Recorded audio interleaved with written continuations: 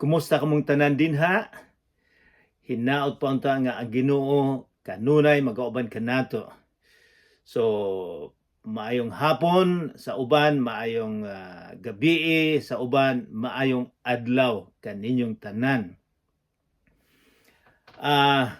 Kumusta man mo? Gusto lang kong magpasalamat sa mga taong mitabang. Kung wala sila, maglisod kita sa Bible study. So daghang mitabang nga kita makatuon sa pulong sa Ginoo. Daghang salamat kaninyong tanan. Hinaot po unta nga someday sa ugma damlag magkita gihapon kita. So dako na akong kalipay nga magkita kita. O dako usab nako nga kalipay nga kita magatuon sa balaang pulong. So sa dili pa kita magsugod atong ihatag ang tanan, magampo kita. Amahan namong langit nun, ikaw ang makagagahom sa tanan. Imong gipadala ang imong bugtong anak aron sa pagluwas kanamo sa kasalanan. Among tun-an karon Ginoo nga siya adunay gahom. Adunay gahom sa mga yawa, sa mga panahon. Hinaot pa unta nga kami musalig kaniya aron nga ang among mga sala mapasaylo. Ginoo, ubani kami karon, abriha ang tagsa-tagsa namo ka kasing-kasing. Hinaot pa unta nga ang pulong nimo makaturok sa among kasing-kasing. Pasayloa kami sa among mga sala sa ngalan ni Jesucristo nga among manluluwas. Amen. Hey, mag-review kita sa usang semana atong makita ang power, ang gahom sa atong Ginoong Jesucristo sa dihang iyang gipahunong ang unos, ang bagyo. Atong mahibaw-an nga si Jesucristo iyang giingnan ang iyang mga disipulo nga muadto kita, mutabok kita sa usa ka lugar. O sa dihang nagtabok sila, miabot ang dako kaayong unos. Napuno og tubig ang sakayan nila.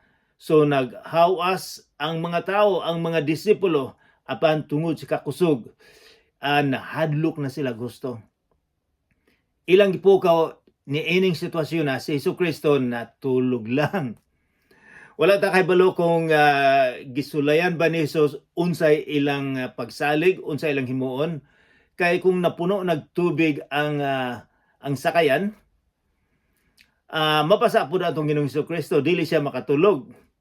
So gipukaw nila, Jesus, unsa man wala kay pagtagad namo, dool na kitang malunod ani. Ikaw natulog lang ka, naghagok siguro. Tabangan nimo kami. Ang atong Ginoong Jesucristo miingon, wala ba mo'y pagsalig kanako? Iyang gisultian ang hangin nga muhunong, iyang gisultian ang balud nga muhunong, mihunong dayon. So dito atong makita nga si Jesucristo dili lang tao, kundili aduna siya gahom pareha sa Ginoo at gamhanan siya. Karong adlaw usab, ako usab nga i-mention nga para dili na to malimtan nga si Jesus gasaad nila nga kita makatabok. Ang saad ni Jesus iyag yun ang himuon. Bisag unsa pa kadako sa mga problema sa atong kinabuhi, unsa pa kadako ang atong sitwasyon, bagyo sa atong kinabuhi, ang atong Ginoong Jesucristo kung musaad, iyag yung i-fulfill ang saad. Iyag yung gisaad nga sila makaadto sa kalugar. Wala siya musaad nga ang kinabuhi nato maayo lang, na walay bagyo, walay problema. Naa. Apan kung kauban nato ang atong Ginoong Jesucristo, makasustener kita. So karong adlaw usab sa atong pagtuon moadto kita sa kapitulo 5 sa sinulat ni Marcos gihapon. Naka ibalo usab ako nga sa sunod semana mao ang pag-recognize nga Bible Week sa Pilipinas, semana sa Biblia. So atong i-concentrate sa sunod semana ang pagtuon nganong nga aduna kitay Bible. Kay giselebrar na sa Pilipinas. So atong i-celebrar na. So karon atong tan-awon ang power usab sa atong Ginoong Kristo. Unsa ang iyang gahom. Guys, abrihan na ninyo ang inyong atong Bible. Abrihan sa Kapitulo 5 sa sinulat ni Marcos. Magsugod kita sa versikulo 1. Pero sa dili pa kita magsugod, magtanaw kita sa background. Unsa may mga kinaiya sa unang panahon. Sa unang panahon, aduna sila'y giingon nga superstitious. Matuo-tuuhon. Pananglitan, superstitious. Sa elementary pa ko, moingon sila, adunay diwindi sa ilalom sa eskwelahan. Dakan pumutuo. Or ang uban moingon nga, kanang kahuya, dalakit. Adunay mga mipuyo din ha. So, napoy mga taong matuo-tuuhon. Pero mga superstitious na. Naay uban pod nga, moingon nga, sa dalan adunay kawayan nga mopaubos. So daghang mga bisag kamo siguro nahibalo pod og mga daghang superstitious nga kanang usa ka kahoy naay mga abat din ha. So aduna sila mga superstitious sa panahon sa atong Ginoong Kristo. 2000 na katuig karon, aduna usab sila superstitious, aduna sila mga pagtuo dili sa Jesus, pero ang mga tao ang kultura o ang population, aduna sila pagtuo. Pananglitan ang mga Hudiyo, aduna sila pagtuo usab nga si Satanas, ang demonyo, mutapot sa mga pagkaon. Nga so mauna nga daghan silang seremonyas nga hugasan nilang ilang kamot, 7 ka 8 nila hugasan aron nga dili makasulod ang demonyo sa ilang kaugalingon. So mao ilang pagtuo. Ang mga Muslim usab mituo usab sila, daghang mituo nga kung matulog ka musulod ang demonyo sa imong ilong, sa ilang ilong musulod. So mauna nga sa pagmata nila, ilang hugasan ang ilang ilong sa 5 ka beses aron mawala ang si Satanas nga misulod sa ilong. So maunay atong introduction kay sa atong pagbasa karon atong mahibaw-an unsay background. So, versikulo 1 sa Kapitulo 5. Nahiabot sila sa tabok sa lanaw sa Galilea, dito sa yuta sa Gerasa. Kini siya nasa east side sa silangan sa Lake Galilee, o southeast ni siya.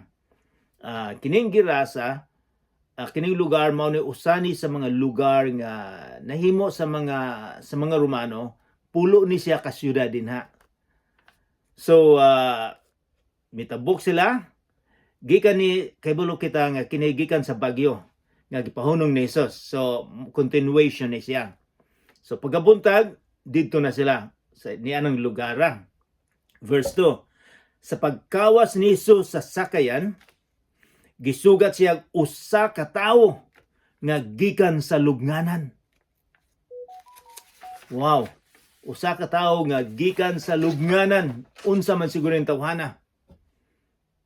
Verse 3, kining tawhana giyawaan. nasudan og yawa, og nagpuyo siya sa lubnganan. Wala na'y makagapos kaniya bisan pag kadinahan siya. So, kusgan gyud ni siya kayo. Kay ang mga kadina, putlo niya ang mga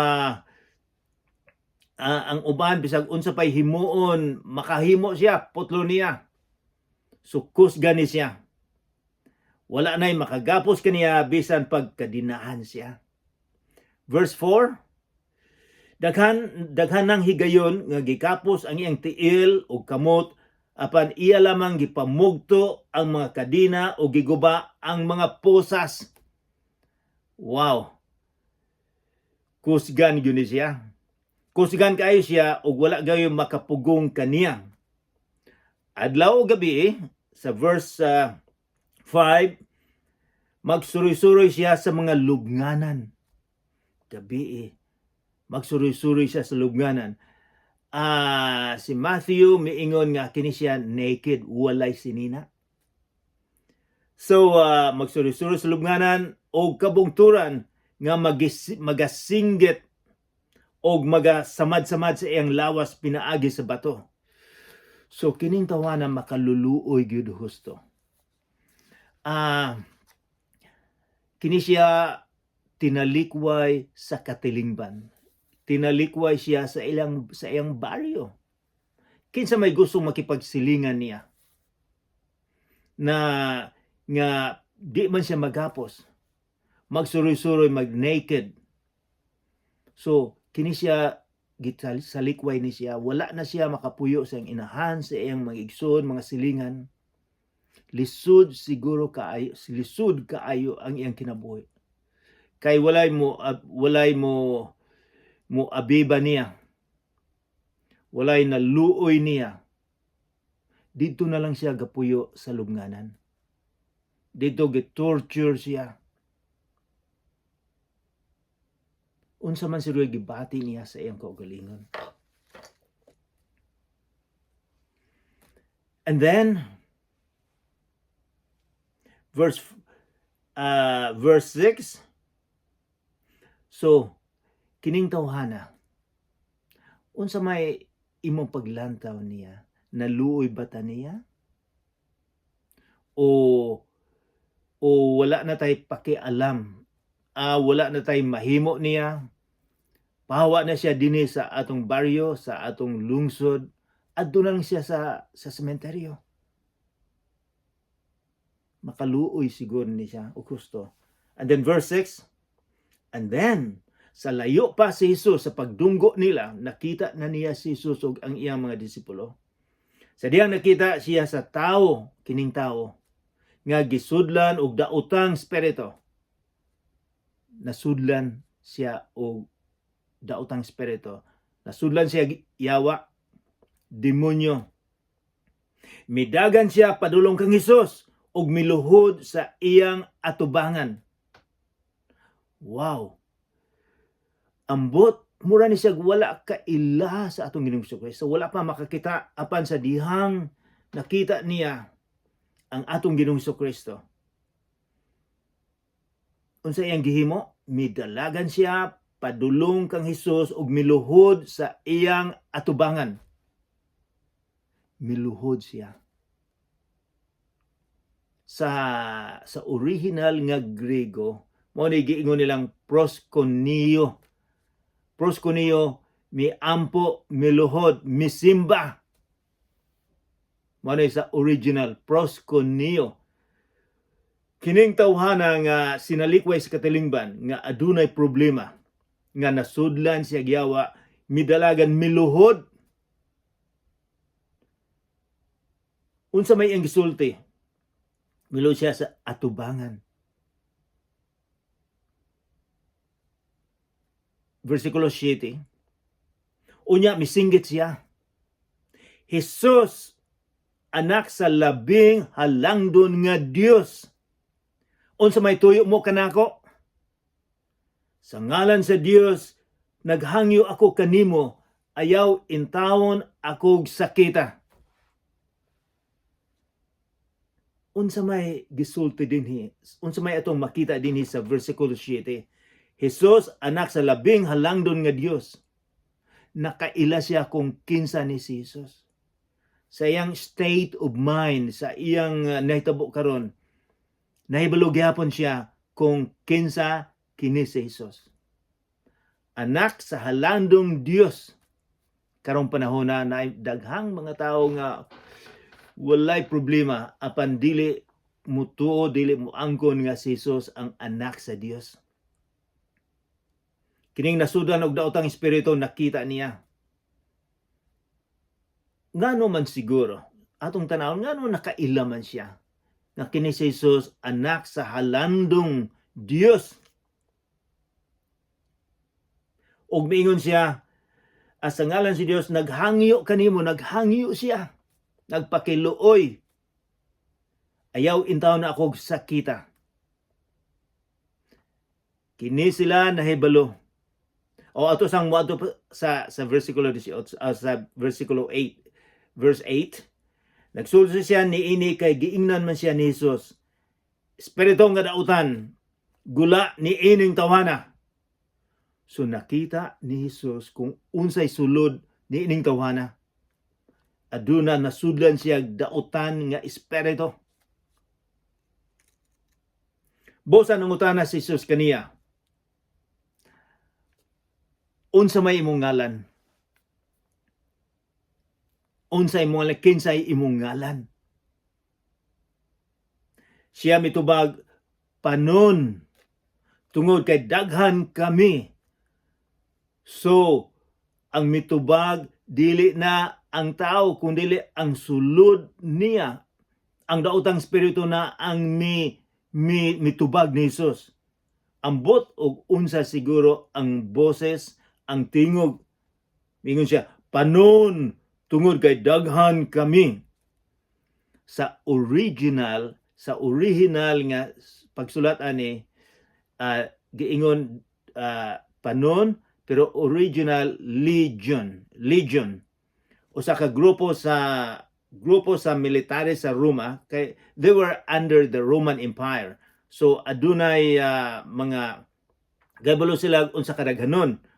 Ang usa ka legion kadaghanan mga 6,000 kalibo ka sundalo. O apil na ang sobra sa usa ka gatos nga nagkabayo mo na legion nila, Roman legion. Dito sa Jerusalem na ay mga sundalo, 10th Legion ang gi-assign dito. So hantod karon makita nimo ang teritoryo nila sa 10th Legion. But anyways, dili ta magpalayo nga daghan, miingon siya tungod kay daghan kami. Wala ta kay balog pila ka libo siguro ang si Satanas. Basta miingon Legion daghan. So ang mitubag na ang mga Satanas, mga demonyo. Siya mitubag, and then sa verse 10, og nagsige siya hangyo kang Hesus nga dili papahawaon ang mga daotang espiritu gikan ni adtong dapita. Ni atong higayon na may usa ka dakong panon nga sa mga baboy nga nagsibsib sa bakilid. Mihangyo ang mga daotang espiritu kang Hesus. Padtua kami ni anang mga baboy ug pasudlak kami kanila. Sila gahangyo. So unsa may atong makita niini? Nga sila under sa gahom sa atong Ginoong Hesukristo. Nga si Jesus mas labaw pa kaysa mga yawa, kaysa demonyo, mihangyo gani sila nga paadtua kami sa sulod sa mga baboy. Ug miingon gani sila pod nga ayaw mi versikulo verse 12, ang daotang espiritu kang Hesus, miingon sila padtua kami ni anang mga baboy ug pasudla kami kanila. So gahangyo sila nga mao ni himuon nimo kung mahimo. Makita nato nga Jesus is more powerful than them. Naibalo ba mo? Nga si San Pablo usab sa iyang sulat dito sa mga simbahan sa Pilipos, miingon siya, aron nga sa ngalan ni Hesus ang tanang tuhod magaluhod, ang tanang tuhod magaluhod, ang tanang mga tao magaluhod dito sa langit, dinhi sa yuta, dinhi sa ilalom sa yuta, ang tanang dila magasugid nga Ginoo si Hesukristo alang sa pagdaig sa Dios nga Amahan. So ang tanan mga tao sa langit, sa yuta, sa ilalom sa yuta, kinahanglan mag-ampo unsay giingon dinhi nga kinahanglan magasugid nga si Jesucristo ang Dios. So mas labaw pa si Jesus sa tanan nga mga demonyo dinhi sa kalibutan. Matingala kita, makapangutana kita, nganong nahibalo man ni sila?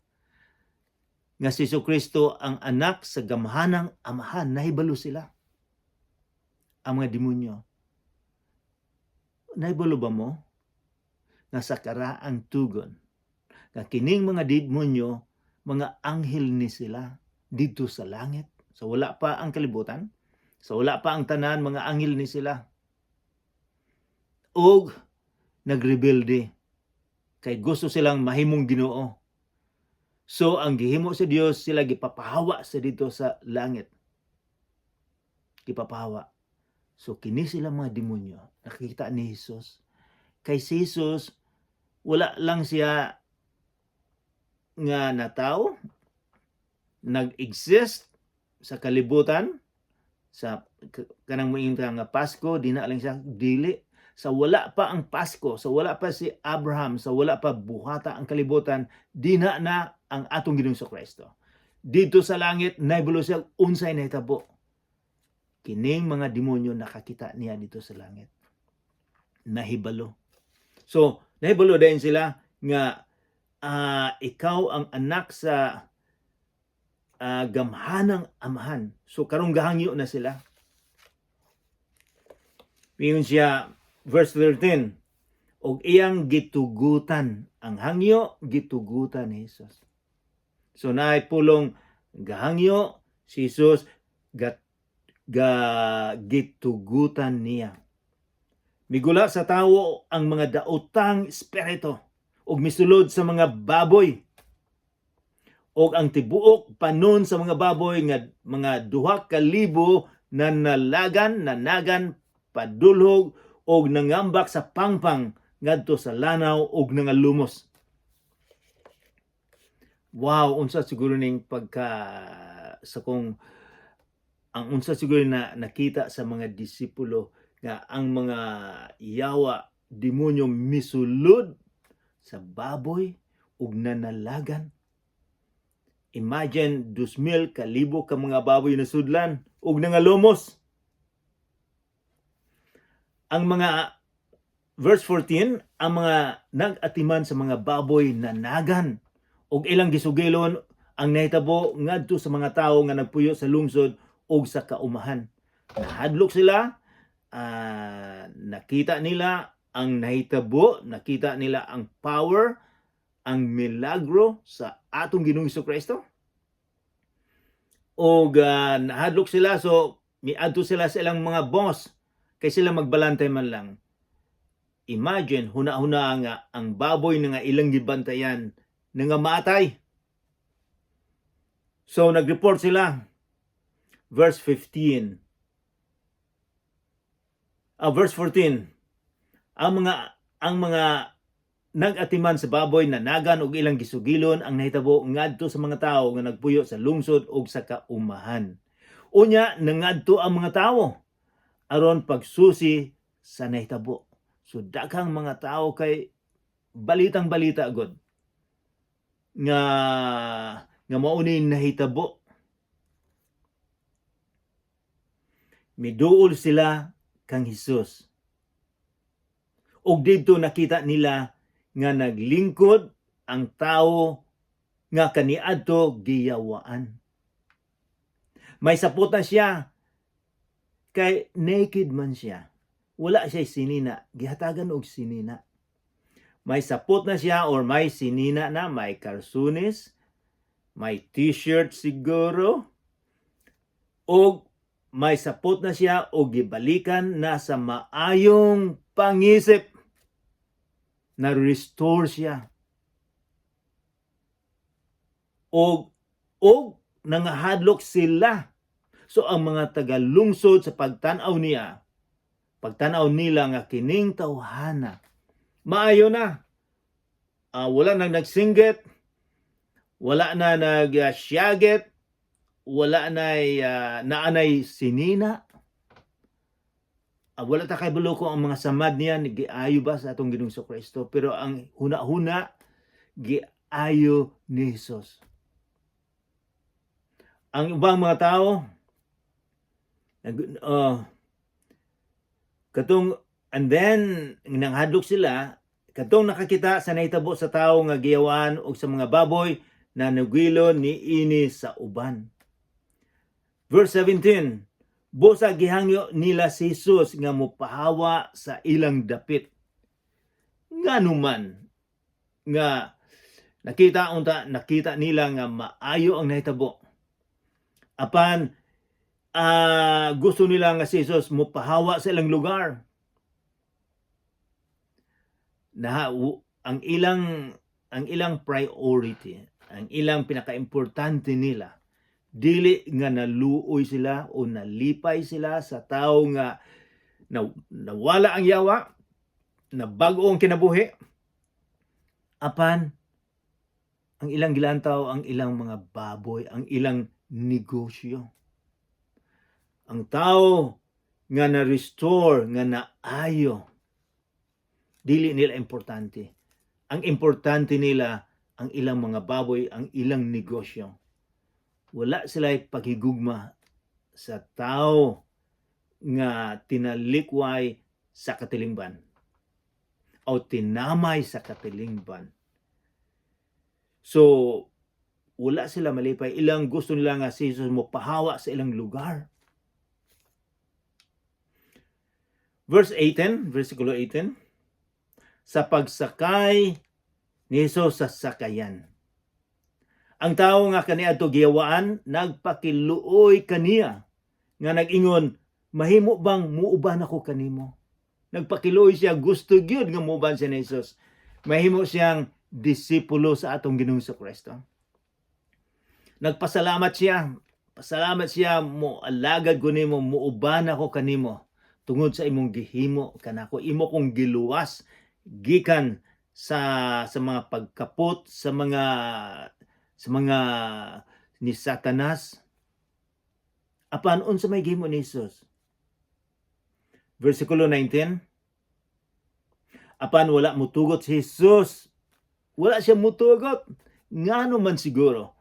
Verse 19, apan wala mutugot si Jesus ug miingon hinuon, pauli sa imong panimalay.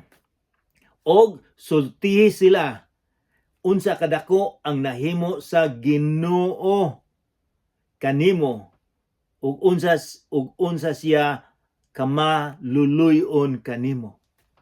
So, miingon si Jesus, isabwag nimo ang mayong balita, ayaw uban kanamo.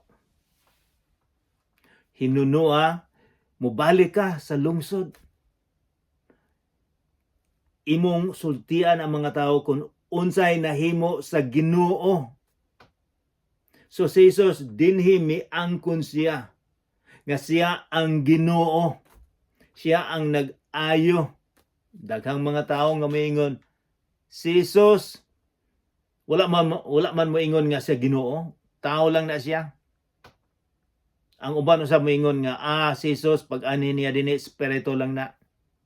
Giloko lang ta. So, apan dinhi atong usbon. Sa diyang gustong muuban, mingon si Jesus, pauli sa imong panimalay.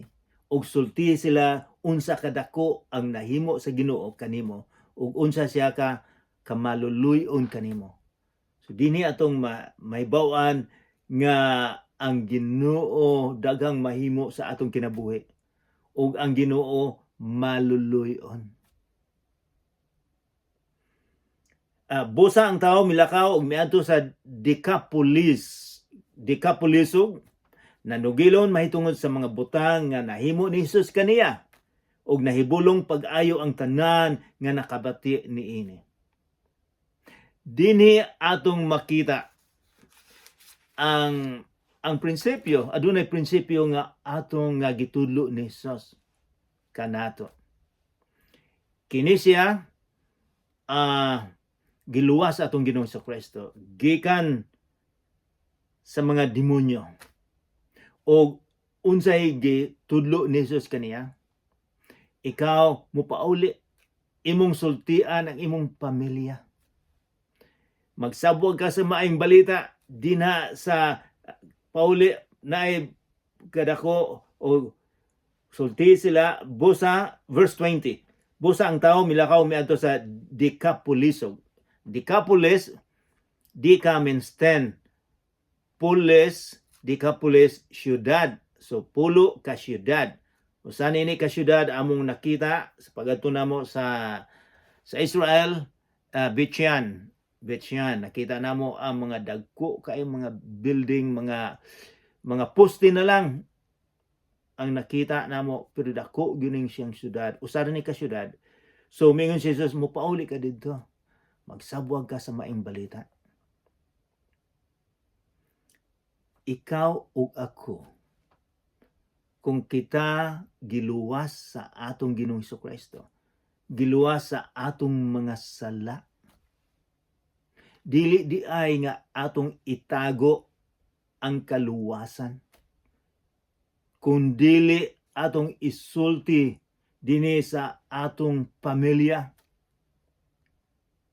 sa atong mga higala. O sa tibok syudad, miingon siya, sa Decapolis, dako kay ning syudad, pulo ka syudad, manuimong isugilan. Mao di anay atong himuon. Kung ikaw giluwas sa Ginoo, gipasaylo sa atong mga sala, ato di ay isulti sa ubang mga tao. Dili di kita maulaw nga magsulti sa ubang mga tao. Atong i-share kung unsa kamaluluyon ang Ginoo.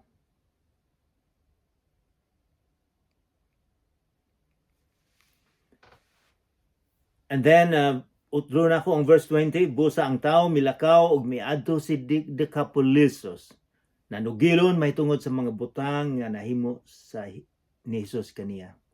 Og nahibulong pag-ayo ang tanan nga nakabati niini. Dili lang nga kita mosulti, mag-share sa ubang mga tao, kundili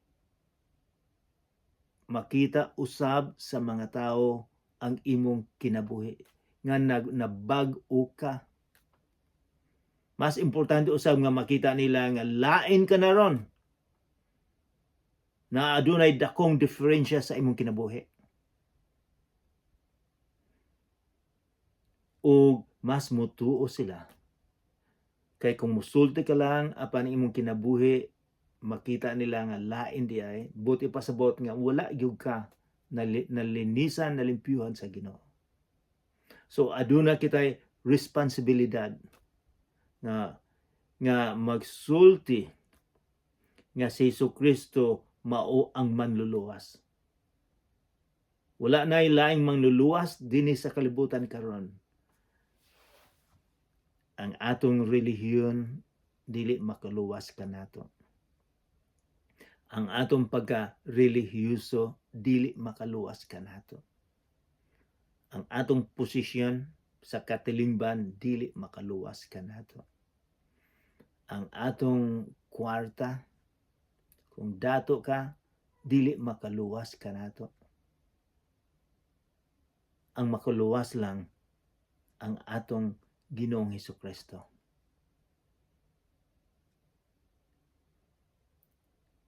Magpasalamat kita. Unsa may atong buhaton? Unsa may atong buhaton sa pulong sa Ginoo? magampo kita. Amahan namong langit nun, daghang salamat nga ikaw makagagahom sa tanan. Daghang salamat sa mga milagro nga imong gihimo.